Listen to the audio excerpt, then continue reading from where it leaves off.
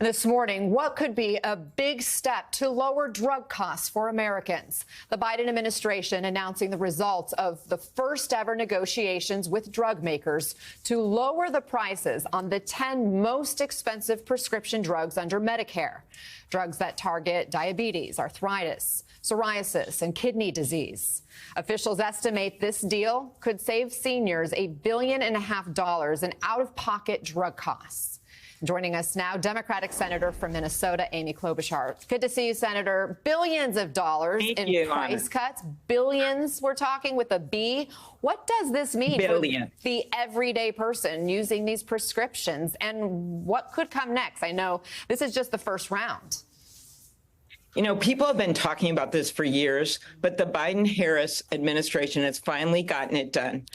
20 years ago, there was a sweetheart deal put in place for the pharma companies, and it basically meant over 50 million seniors couldn't get better prices for drugs. It was set in by the drug companies. Now, we passed a law in Congress. I worked hard on this for years, but the Biden-Harris administration has taken it to another level. Look at that, Eliquis from $521 for a 30-day supply down to $231. Think of what that means for people who are trying to decide if they fill their refrigerator or fill their prescriptions. A lot of people, especially seniors, are just living on such low margins on month to month, and their money has been going into the hands of these pharma companies that employ 3 lobbyists for every member of Congress. Biden-Harris administration finally said enough is enough. $1.5 billion, as you note, saved in 1 year alone. For just these first 10 drugs that are being used by 8.8 million Americans. Eliquis alone is over 3 million Americans. So those kinds of prices are real. People who take these drugs are going to know exactly what this means for their pocketbook, and 15 more drugs are going to be on the way to be negotiated next year, 20 after that, 20 after that, and you're going to see enormous cost savings. Senator, we showed the graphic with these 10 drugs, hundreds of dollars for a 30-day supply.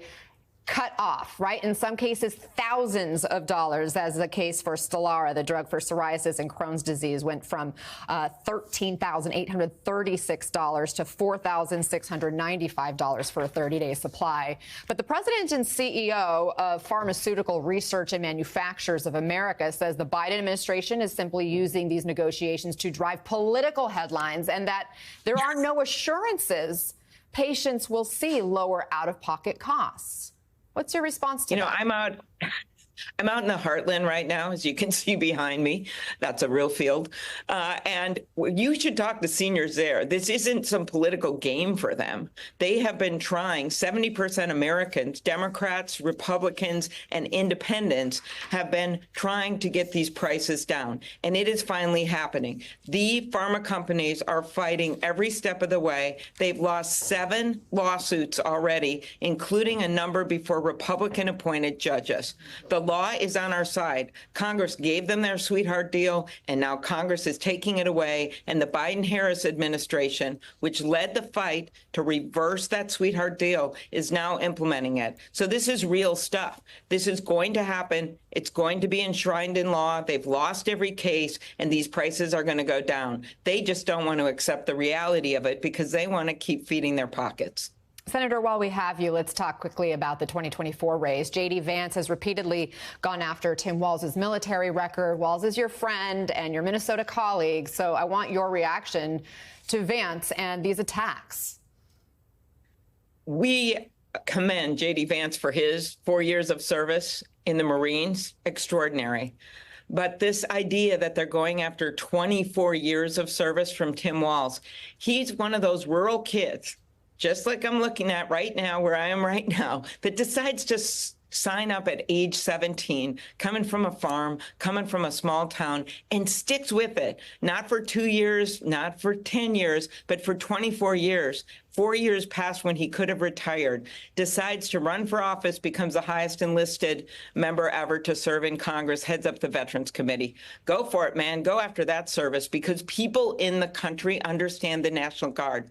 The National Guard is activated at times, as Tim Walz was, to serve in Europe, to protect our supply chain and our assets out there. That was where his unit was sent. But oftentimes the National Guard protects our homeland, not just from threats, but also from floods, from hurricanes. And we are thinking about those people right now in the path of Hurricane Ernesto, from hurricanes, from fires, from tornadoes, you name it. Every state in the country knows exactly what I'm talking about. So no one is going to buy this attack on 24 years of service to the military. We are monitoring J.D. Vance's event happening right now in Western Pennsylvania. We just showed the pictures there. Those are live images. And we have just in a debate now agreed to on October 1st between the two VP contenders, Tim Walz and J.D. Vance. You've known Walz for years. What are you looking forward to from Governor Walz at this debate? Governor Walz will, first of all, be himself. The country has seen, which Minnesota has known for years, he is a blunt, get-to-work guy who actually is true to himself and true to his values.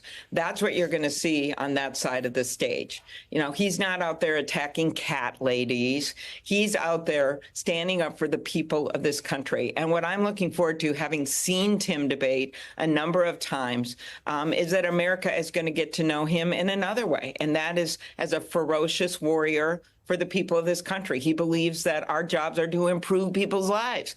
And you're going to see someone who is probably be the first debater who has stood in 10-degree weather in a deer stand, someone who won the sharpshooting contest in Congress, someone who took a winless, you got to be competitive to do this, a winless high school football team and turned them in just a few years to the state champions. So he's a true competitor, but he does it with a smile, and I can't wait to see that debate. Senator Amy Klobuchar, thank you for taking the time with us today. I appreciate it.